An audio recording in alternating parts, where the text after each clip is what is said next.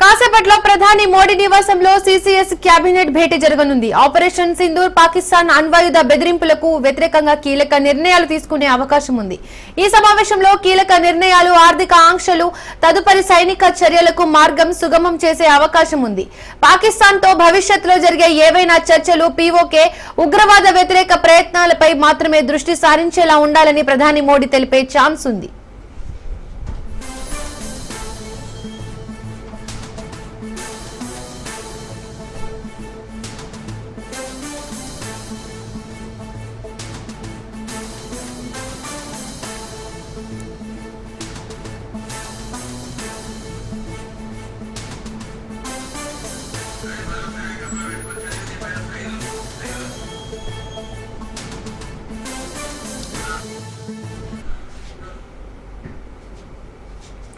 కాసేపట్లో ప్రధాని మోడీ నివాసంలో సీసీఎస్ కేబినెట్ భేటీ జరగనుంది. ఆపరేషన్ సింధూర్ పాకిస్తాన్ అణ్వాయుధ బెదిరింపులకు వ్యతిరేకంగా కీలక నిర్ణయాలు తీసుకునే అవకాశం ఉంది. ఈ సమావేశంలో కీలక నిర్ణయాలు, ఆర్థిక ఆంక్షలు, తదుపరి సైనిక చర్యలకు మార్గం సుగమం చేసే అవకాశం ఉంది. పాకిస్తాన్ తో భవిష్యత్తులో జరిగే ఏవైనా చర్చలు పీఓకే ఉగ్రవాద వ్యతిరేక ప్రయత్నాలపై మాత్రమే దృష్టి సారించేలా ఉండాలని ప్రధాని మోడీ తెలిపే ఛాన్స్ ఉంది. ఇక ఈ అంశానికి సంబంధించి పూర్తి అప్డేట్స్ మా ప్రతినిధి సైదులు లైవ్ ద్వారా అందిస్తారు. సైదులు. దీపిక, చాలా కీలకమైన సమావేశం, సిడిఎస్ సమావేశం మరి కాసేపట్లో ప్రధాని నరేంద్ర మోడీ నివాసంలో జరగనుంది. ఈ యొక్క సమావేశానికి రక్షణ శాఖ మంత్రి రాజ్నాథ్ సింగ్ తో పాటుగా హోంశాఖ మంత్రి అమిత్ షా, మిగిలిన భారత త్రివిధ దళాధిపతులందరూ కూడా హాజరు కాబోతున్నారు. ఆపరేషన్ సింధూర్లో భాగంగా మన జరిగినటువంటి ఘటన ఏదైతే ఉందో, నేరుగా మనం పాకిస్తాన్ లోపలికి వెళ్ళి అక్కడ ఎక్కడైతే టెర్రరిస్టుల స్థావరాలను గుర్తించి దాడులు చేశామో, సో దానిలో భాగంగా ఇప్పుడు పాకిస్తాన్ మరోసారి అంటే సీజ్ ఫైరింగ్ సంబంధించినటువంటి ఉల్లంఘనలో అంటే ఇప్పుడు పాల్పడుతూ వస్తుంది పదే పదే. దాంతోపాటుగా కట్టుబడి రెండు దేశాలు ఉన్నప్పటికీ కూడా పాకిస్తాన్ వక్రబుద్ధి చెప్పలేము, ఎప్పుడైనా సరే అది ఏ టైంలోనో ఎలా ఉంటుందో తెలియదు కాబట్టి సో మరోసారి కాల్పులకు కూడా తెగబడే అవకాశం ఉంటుంది. సో అందుకని భారత్ సైన్యం ఎప్పటికప్పుడు అలర్ట్గా ఉండాలని ఒక నిర్ణయానికి రాబోతున్నారు. దానిలో భాగంగా చాలా కీలకమైన సమావేశం ప్రధాని నరేంద్ర మోడీ నేతృత్వంలో జరగనుంది. ఈ యొక్క సమావేశానికి రాజ్నాథ్ సింగ్ తో పాటుగా హోంశాఖ మంత్రి అమిత్ షా, మిగిలిన భారత త్రివిధ దళాధిపతులందరూ కూడా హాజరు కాబోతున్నారు. అయితే ముఖ్యంగా చూస్తే మాత్రం ఇది పాకిస్తాన్ దాడుల భాగంగా అంటే భారత్ సైనిక స్థావరాల లక్ష్యంగా పాకిస్తాన్ దాడులు చేసే అవకాశం ఉన్న నేపథ్యంలో అందుకు భద్రతను కట్టుదిట్టం చేయాలని ఒక నిర్ణయానికి రాబోతున్నారు. అది ఎందుకంటే ఒడిశాలోని కీలకమైన రక్షణ స్థావరాలైనటువంటి చాందీపూర్లో ఉన్నటువంటి రక్షణ పరిశోధన అభివృద్ధి సంస్థ DRDO చుట్టూ హై సెక్యూరిటీ ఉండేలా ఏర్పాట్లు చేయబోతున్నారు. ఇప్పటికే అక్కడ చాలా హై అలర్ట్ కూడా కొనసాగుతూనే ఉంది. అంటే ఆపరేషన్ సింధూర్లో భాగంగా ఎక్కడైతే మనకి ఎయిర్ బేస్ స్థావరాలు ఉన్నాయో దానికి సంబంధించినటువంటి ప్లేస్లలో హై సెక్యూరిటీ ఇంకా కొనసాగుతూనే ఉంది. సో దాన్ని కొంత పెంచే విధంగా ఒక నిర్ణయానికి రాబోతున్నారు. దాంతోపాటుగా ఇక మిగిలిన ప్లేసెస్ ఏదవుతుందో మనకి పాకిస్తాన్ షెల్లింగ్ సరిహద్దుల్లో ఉద్రిక్త పరిస్థితులు పైన ఇప్పటికే రక్షణ శాఖ మంత్రి రాజ్నాథ్ సింగ్ ఆరా తీశారు. అక్కడ ప్రస్తుత పరిస్థితులు ఏ విధంగా ఉన్నాయి దానిపైన కూడా అధికారులతో ఆయన అడిగి తెలుసుకున్నారు. దాని తర్వాత ఇక మరోవైపు ఒడిశాలో ఉన్నటువంటి మధ్యాహ్నం 2 గంటలకు తూర్పు శ్రేణి deputy inspector general DIG doctor Satyajit Nayak అధ్యక్షన అత్యవసర సమావేశం కూడా ఉంది. ఎందుకంటే సెన్సిటివ్ మిసైల్స్, దాంతోపాటుగా వెపన్ టెస్టింగ్, బేసిక్ ఫెసిలిటీస్ ఉన్నటువంటి 2 కీలక రక్షణ స్థావరాలు Chandipur integrated test range ITR proof and experimental establishment PXE వద్ద భద్రతా ప్రోటోకాల్కి సంబంధించినటువంటి అంశాలపైన కూడా చర్చకు వచ్చే అవకాశం ఉంది. దీంతో పాటుగా ముఖ్యంగా న్యూఢిల్లీలో కూడా కొంత భద్రత పెంచాలని ఒక నిర్ణయానికి రాబోతున్నారు. ఇండియా గేట్ వద్ద ఇప్పటికే భద్రత చాలా నిర్ణయాలకు సంబంధించి హై సెక్యూరిటీ ఉన్నప్పటికీ కూడా కొంత పెంచితే బాగుంటుందని కూడా ఒక నిర్ణయానికి రాబోతున్నారు. దీని తర్వాత ఎందుకంటే న్యూఢిల్లీలో ఎక్కువగా మనకి రాష్ట్రపతి నిలయం ఉంటుంది, ప్రధాని నరేంద్ర మోడీ నిలయం ఉంటుంది, దాంతోపాటుగా కేంద్ర మంత్రుల నిలయాలన్నీ కూడా అక్కడే ఉంటాయి. తర్వాత ఇక మనకి రాహుల్ గాంధీ, సోనియా గాంధీ, మిగిలిన చాలా కీలక నేతలందరూ ఎంపీలు కానీ అదేవిధంగా అందరూ ఓవరాల్గా చూస్తే చాలా కీలకమైన న్యూఢిల్లీలో ఉన్నటువంటి ఆ ప్లేస్లలో సంబంధించి కూడా కొంత భద్రత పెంచాలని భావిస్తున్నారు. దానిలో భాగంగా ఆ నిర్ణయాలు ఏ విధంగా ఉండాలనే దానిపైన కూడా ఒక నిర్ణయానికి రాబోతున్నారు. ఎందుకంటే మనకి ఆపరేషన్ సింధూర్లో భాగంగా మనం జరిగిన తర్వాత అంటే ఇప్పుడు ప్రస్తుతానికైతే ఇప్పుడు సీజ్ ఫైరింగ్ సంబంధించి రెండు దేశాలు కూడా కట్టుబడి ఉన్నాయి. కాకపోతే ఒకవేళ పాకిస్తాన్ ఏ విధంగా మన వైపు కల్పలకి ఏ టైంలో తెగబడుతుందో తెలియదు. కాబట్టి సో ఖచ్చితంగా ఈ యొక్క బోర్డర్ పరిధిలో మొత్తం కూడా ఇప్పటికే ఆ యొక్క స్థావరాలన్నింటినీ కూడా మనము ప్లేసెస్ ఏదవుతున్నాయి. ముఖ్యంగా ఈ యొక్క భారత్ పాకిస్తాన్ సంబంధించినటువంటి సరిహద్దు ముఖ్యంగా 3323 కిలోమీటర్ల మేర ఉంటుంది. సో దానికి సంబంధించినటువంటి ఆ యొక్క సురక్షితమైన ప్రాంతాలకు ఇప్పుడే మన ఆపరేషన్ సింధూర్లో భాగంగా మనందరినీ కూడా సురక్షిత ప్రాంతాలకు తరలించారు. కాబట్టి సో అక్కడ తిరిగి మళ్ళీ సొంత నివాసాలకు వెళ్లేందుకు కూడా ఏర్పాట్లు చేయబోతున్నారు. దాని తర్వాత పరిణామాలు ఏ విధంగా ఉంటాయి దానిపైన ఒక నిర్ణయానికి రాబోతున్నారు. ఖచ్చితంగా ఈ యొక్క బోర్డర్లో పరిధిలో కూడా సెక్యూరిటీ మరోసారి పెంచే విధంగా ప్లాన్ చేస్తున్నారు. ఎందుకంటే ఇప్పుడు ఉన్నటువంటి సెక్యూరిటీతో పాటుగా మరికొంత సెక్యూరిటీ పెంచితే బాగుంటుంది అనేది కూడా ఒక నిర్ణయానికి రాబోతున్నారు. దాన్ని ఎలా ఉండాలి దానిపైన కూడా ఒక చాలా కీలకమైన సమావేశం ఈ యొక్క ప్రధాని నరేంద్ర మోడీ నివాసంలో జరగబోయేటువంటి సమావేశంలో ఒక నిర్ణయానికి రాబోతున్నారు. పాకిస్తాన్ బోర్డర్ పరిధిలో ఉన్నటువంటి రాష్ట్రాలు ఏదైతే ఉన్నాయో అప్పటికప్పుడు ఆయా రాష్ట్రాల సీఎంలతోటి ఎప్పటికప్పుడు ఈ యొక్క పరిస్థితులు సంబంధించినటువంటి మాట్లాడుతూ ఉండాలని చెప్పేసి జమ్మూ అండ్ కాశ్మీర్ తో పాటుగా పంజాబ్ కానీ అదేవిధంగా చండీగఢ్ కానీ అదేవిధంగా భారత్ దౌత్య విజయం సాధించింది. భారత జవాన్ పీకే షాను పాకిస్తాన్ విడిచిపెట్టింది. 20 రోజుల తర్వాత పాకిస్తాన్ నుండి బీఎస్ఎఫ్ జవాన్ విడుదలయ్యారు. వాఘా సరిహద్దు వద్ద భారత సైన్యానికి పీకే షాను పాక్ అప్పగించినట్లుగా తెలుస్తోంది. కాసేపట్లో ప్రధాని మోడీ నివాసంలో సిసిఎస్ కేబినెట్ భేటీ జరగనుంది. ఆపరేషన్ సింధూర్ పాకిస్తాన్ అణ్వాయుధ బెదిరింపులకు వ్యతిరేకంగా కీలక నిర్ణయాలు తీసుకునే అవకాశం ఉంది. ఈ సమావేశంలో కీలక నిర్ణయాలు, ఆర్థిక ఆంక్షలు, తదుపరి సైనిక చర్యలకు మార్గం సుగమం చేసే అవకాశం ఉంది. సైదులో భారత్ దౌత్య విజయం సాధించినట్టుగా తెలుస్తోంది. దాయాది పాకిస్తాన్ పై భారత్ ఇటీవల చేసిన ఆపరేషన్ సింధూర్ ఎఫెక్ట్ వల్లే జవాన్ని అప్పగింతకు వచ్చిందంటారా? ఎందుకంటే మనం ఖచ్చితంగా అనవచ్చు దౌత్య విజయమేనే చెప్పవచ్చు. ఎందుకంటే మొదటి నుంచి కూడా మనం ఎప్పుడైతే ఆపరేషన్ సింధూర్ నిర్వహించామో అప్పటికే పాకిస్తాన్ కాలబేరానికి వచ్చింది. దానిలో భాగంగా ఇతర దేశాల అధ్యక్షులతోటి బతిమిలాడుతూ వస్తుంది. ఎందుకంటే భారత్కు సంబంధించి ఆపరేషన్ సింధూర్లో భాగంగా ఇటు పాకిస్తాన్ పైన దాడులు చేస్తుంది. కాబట్టి కొంత అది నిలుపుదల చేయాలని కాలబేరానికి వచ్చింది. దానిలో భాగంగా అమెరికా అధ్యక్షుడు డొనాల్డ్ ట్రంప్తో పదే ఫోన్లో మాట్లాడినట్టుగా కూడా మనకి షెహబాజ్ షరీఫ్, పాకిస్తాన్ ప్రధాని షెహబాజ్ షరీఫ్ అమెరికా అధ్యక్షుడు డొనాల్డ్ ట్రంప్తో మాట్లాడినట్టుగా కూడా మనకి సమాచారం. దానిలో భాగంగానే ఆయన మధ్యవర్తిత్వం వహించారు. అమెరికా అధ్యక్షుడు డొనాల్డ్ ట్రంప్ మధ్యవర్తిత్వం వహించిన తర్వాతనే మనము ఈ యొక్క సీజ్ ఫైరింగ్ లో భాగంగా మనం కట్టుబడి ఉన్నాము. అంటే దానిలో ఒప్పందం అంటే ఉన్నప్పటికీ కూడా మనం దాని ఒక నిర్ణయానికి వచ్చాము. అంటే ఏంటి, ఈ యొక్క ఆపరేషన్ సింధూర్లో భాగంగా మనం పాకిస్తాన్ పైన దాడులు చేస్తున్నప్పుడు సో ఖచ్చితంగా కట్టుబడి ఉండండి అని చెప్పేసి ఎప్పుడైతే అమెరికా జోక్యం చేసుకుందో అప్పుడు మనం ఖచ్చితంగా ఆ నిర్ణయం కట్టుబడి ఉన్నాం. కాబట్టి సో ఖచ్చితంగా మనం ఒక విజయం సాధించినట్టే కూడా భావించవచ్చు. ఎందుకంటే ఇప్పటికే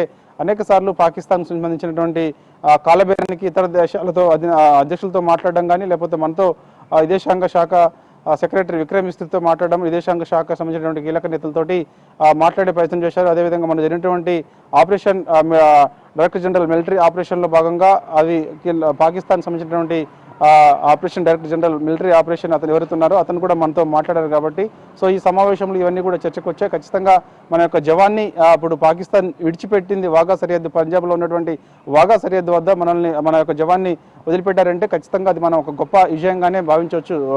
దీపిక, సైదులు జవాన్ అప్పగింత పట్ల కేంద్ర ప్రభుత్వ వర్గాలు, సైనిక వర్గాలు ఏం చెప్తున్నాయి? అది హర్షం వ్యక్తం చేస్తున్నటువంటి పరిస్థితి కనిపిస్తుంది. ఎందుకంటే ఖచ్చితంగా పాకిస్తాన్ తెలుసు అందరికీ, పాకిస్తాన్ ఎప్పుడైనా సరే ఇటువంటి కవించర్లకు పాల్పడుతూ వస్తుంది, కాల్పులకు తెగబడుతుంది, తర్వాత కాలబేరానికి వస్తుంది. కామన్ గా రెగ్యులర్ గా జరుగుతుంది, ఇప్పటి నుంచి కాదు. మనకి 1971 నుంచి కూడా పదే ఇలాంటి ఘటనలు అనేకం చోటు చేసుకుంటూ వస్తున్నాయి. ఎందుకంటే గతంలో కూడా మనము ఇక్కడ పాకిస్తాన్ బోర్డర్లకు సంబంధించినటువంటి ప్లేసులలో కొందరు ఒక జవాన్ కూడా అక్కడ మనకి ఇలానే మనం ఎప్పుడైతే ఆపరేషన్ సింధూర్లో భాగంగా తర్వాత ఒకసారి మనం సర్జికల్ స్ట్రైక్స్ కూడా మనం చేశాము. ఎక్కడైతే మనము పాకిస్తాన్లో సర్జికల్ స్ట్రైక్ చేస్తున్న సమయంలో ఒక జవాన్ కూడా అక్కడ మనకి పాకిస్తాన్లోనే మిస్ కావడం జరిగింది. ఆ జవాన్ని తిరిగి కూడా మనకి అప్పగించారు. సో అప్పుడు మనం ఖచ్చితంగా అది భారత్ విజయంగానే చెప్పుకున్నాం. సో ఇప్పుడు కూడా ఆపరేషన్ సింధూర్లో భాగంగా ఇప్పుడు మన జవాన్ ఎవరైతే అక్కడ పాకిస్తాన్లో పట్టుబడారో సో ఆ జవాన్ని తిరిగి భారత్కు అప్పగించిందంటే ఖచ్చితంగా అది దౌత్య విజయంగానే మనం భావించవచ్చు. ఆ జవాన్ని అప్పగించిన తర్వాత ఆర్మీ అధికారులందరూ కూడా చాలా హర్షం వ్యక్తం చేస్తున్నారు. తర్వాత ఆ జవాన్కి సంబంధించినటువంటి ప్రస్తుత పరిస్థితి ఏ విధంగా ఉంది, ఏమైనా ఇబ్బందులు పెట్టారా ఏంటి అనే దానిపైన కూడా అవసరమైతే ఒకసారి హాస్పిటల్స్ కూడా తీసుకెళ్ళిన తర్వాత ఆయన్ని టెస్ట్ చేస్తారు. ఎందుకంటే మనం నమ్మలేము అనమాట. పాకిస్తాన్ గతంలో కూడా ఇలానే మనం సర్జికల్ స్ట్రైక్ చేసినప్పుడు ఒక జవాన్ అక్కడ మనకి పడిపోయినప్పుడు మనం తిరిగి మన భారత్కి వాఘా సరిహద్దు వద్ద మనకు అప్పగించిన సమయంలో కూడా అతని యొక్క మానసిక స్థితి ఏ విధంగా ఉన్న దానిపైన కూడా మనం టెస్ట్ చేస్తాం. సో ప్రస్తుతం ఇప్పుడు మనకి ఈ యొక్క జవాన్కి సంబంధించినటువంటి మానసిక స్థితి ఏ విధంగా ఉంది ఏంటి అనే దానిపైన కూడా మనం టెస్ట్ చేస్తాం, ఎందుకంటే నమ్మడానికి వీల్లేదు కాబట్టి. సో అందుకని కాకపోతే మాత్రం ఖచ్చితంగా ఇది ఒక భారత విజయంగానే భావించవచ్చు. జవాన్కి సంబంధించినటువంటి మనకు ఆ జవాన్ని భారత్కు అప్పగించిన తర్వాత మొత్తం ఆర్మీ అధికారులు కానీ తర్వాత మిగిలిన త్రివిధ దళాధిపతులు అందరూ కూడా హర్షం వ్యక్తం చేస్తున్నారు. ఈ విషయాన్ని మరి కాసేపట్లో చాలా కీలకమైన సమావేశం ప్రధాని నరేంద్ర మోడీ నేతృత్వంలో ఉన్నది కాబట్టి, ప్రధాని నివాసంలో ఉన్నది కాబట్టి, సో ఈ అంశం కూడా చర్చకు వచ్చే అవకాశం కనిపిస్తుంది. దీపిక.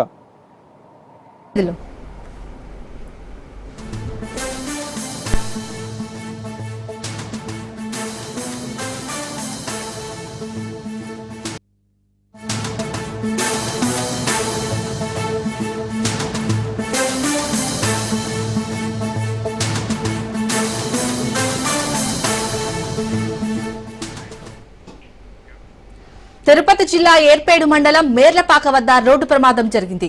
ఈ ప్రమాదంలో ఇద్దరు అక్కడికక్కడే మృతి చెందారు. హైవేపై ఆగి ఉన్న లారీని వెనక నుంచి కోళ్లతో వెళ్తున్న లారీ ఢీకొట్టింది. ఈ ఘటనలో కోళ్ల లారీలో ఉన్న ఇద్దరు చనిపోయారు. ఘటనా స్థలానికి చేరుకున్న పోలీసులు కేసు నమోదు చేసి దర్యాప్తు చేస్తున్నారు.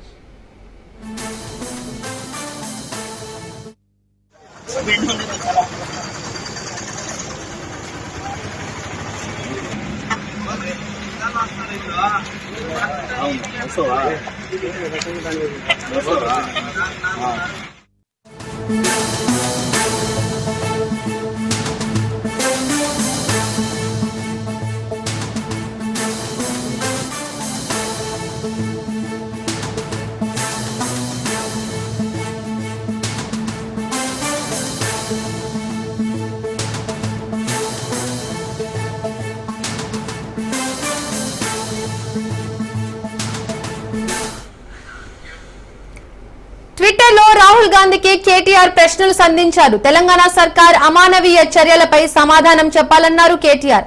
బుల్డోజర్ కంపెనీలతో మీకు రహస్య ఒప్పందం ఉందా అని నిలదీశారు. ప్రతిరోజు పేదల ఇళ్లను ఎందుకు కూలుస్తున్నారని అడిగారు. వరంగల్లో సుందరిమణులు వస్తున్నారంటూ పేదల ఇళ్లను ధ్వంసం చేస్తున్నారని మండిపడ్డారు. పేదల జీవితాలు రాక్షస బుల్డోజర్ల కింద నలిగిపోతున్నాయని, 200 కోట్ల ప్రజా సొమ్ముతో రాజభవనాల్లో విందులు పెట్టడం ప్రజా పాలన అంటూ కేటీఆర్ నిందించారు.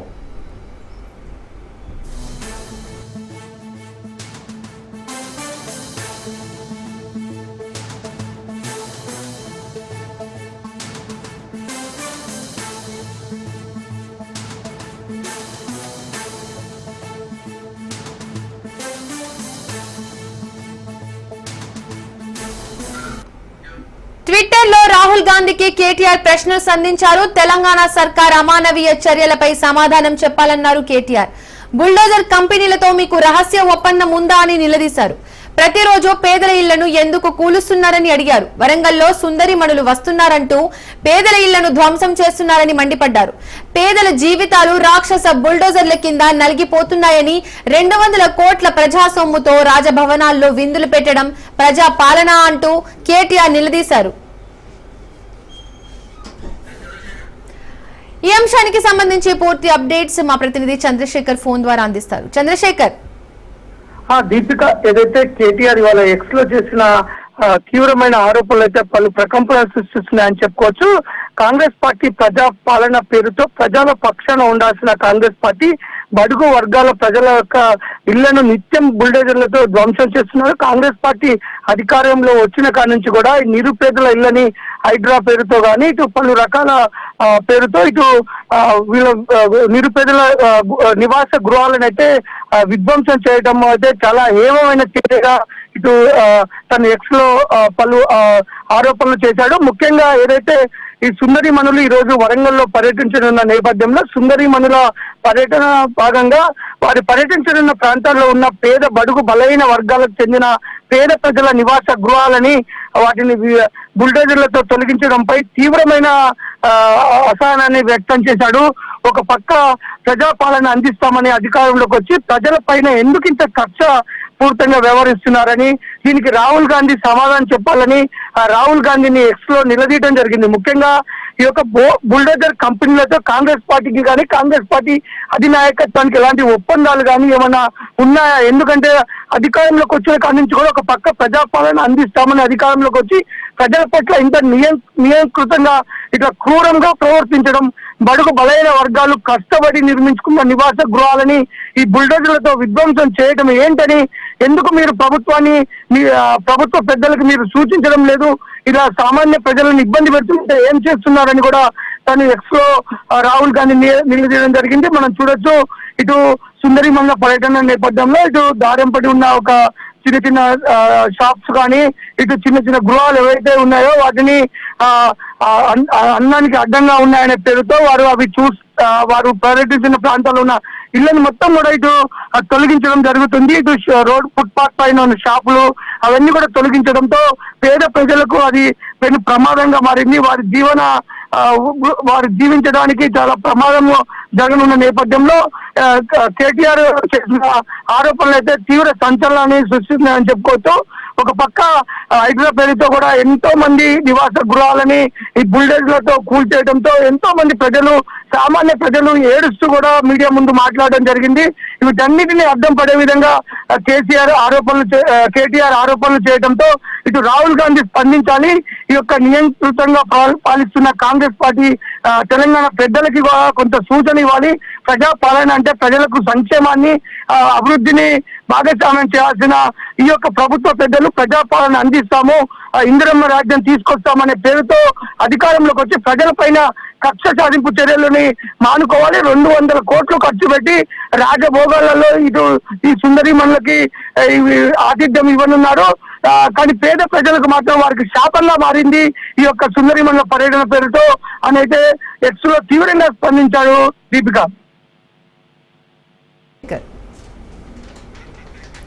Thank you Chandrasekhar.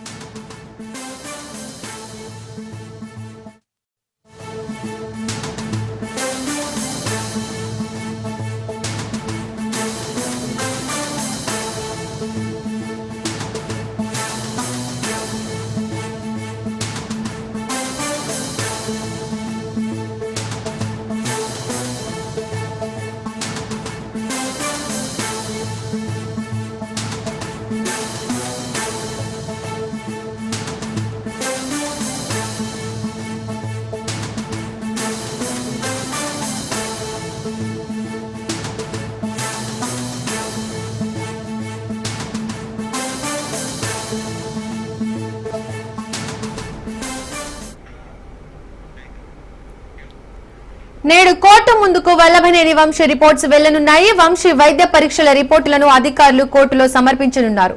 తీవ్ర అనారోగ్యంతో వల్లభనేని బాధపడుతున్నారు. దీంతో నిన్న వంశీకి కోర్టు బెయిల్ మంజూరు చేసింది.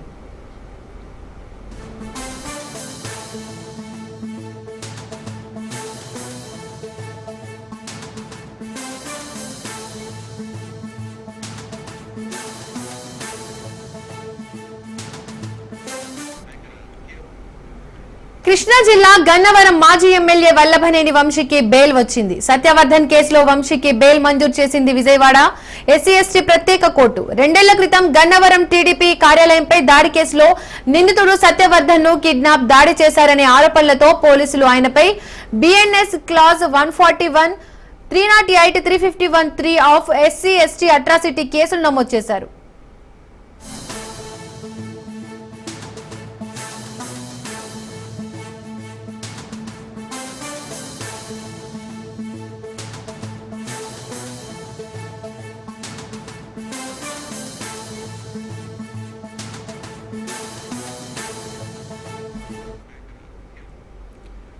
దీనిలో భాగంగా భాగంగా గత ఫిబ్రవరిలో వంశీని అరెస్ట్ చేశారు. తాజాగా వంశీకి బెయిల్ మంజూరు చేసింది కోర్టు.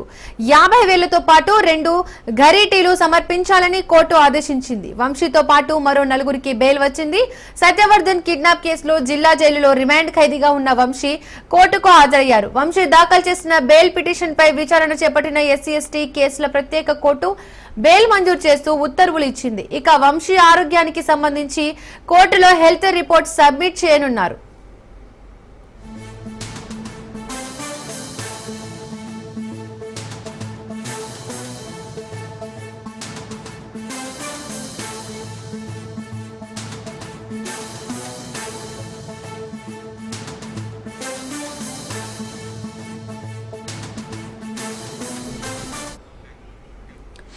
నేడు కోర్టు ముందుకు వల్లభనేని వంశీ రిపోర్ట్స్ వెళ్లనున్నాయి. వంశీ వైద్య పరీక్షల రిపోర్టులను అధికారులు కోర్టులో సమర్పించనున్నారు. తీవ్ర అనారోగ్యంతో వల్లభనేని బాధపడుతున్నారు. దీంతో నిన్న వంశీకి కోర్టు బెయిల్ మంజూరు చేసింది. కృష్ణా జిల్లా గన్నవరం మాజీ ఎమ్మెల్యే వల్లభనేని వంశీకి బెయిల్ వచ్చింది. సత్యవర్ధన్ కేసులో వంశీకి బెయిల్ మంజూరు చేసింది విజయవాడ ఎస్సీ/ఎస్టీ ప్రత్యేక కోర్టు. 2 ఏళ్ల క్రితం గన్నవరం టీడీపీ కార్యాలయంపై దాడి కేసులో నిందితుడు సత్యవర్ధన్ ను కిడ్నాప్ దాడి చేశారనే ఆరోపణలతో పోలీసులు ఆయనపై BNS clause 141, 308, 351, clause 3 of ఎస్సీ/ఎస్టీ atrocity కేసులు నమోదు చేశారు.